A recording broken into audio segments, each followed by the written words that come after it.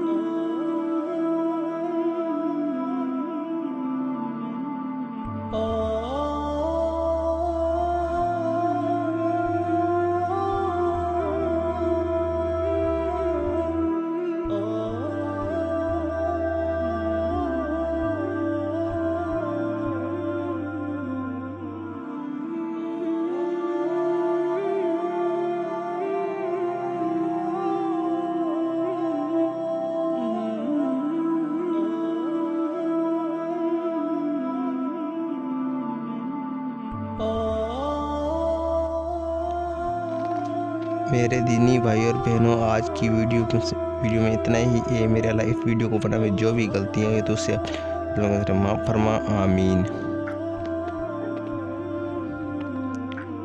दुआओं की गुजारिश। अस्सलाम वालेकुम रहमतुल्लाहि वबरकातुहू। मिलते हैं इंशाल्लाह एक नई वीडियो साथ, तब तक के लिए अल्लाह हाफिज़।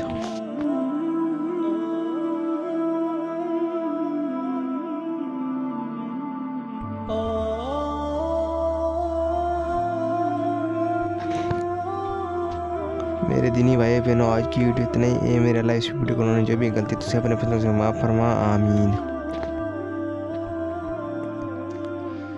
दुआओं की गुजारिश। अस्सलाम वालेकुम रहमतुल्लाहि वबरकातुहू। मिलते हैं इंशाल्लाह एक नई वीडियो साथ, तब तक के लिए अल्लाह हाफिज़।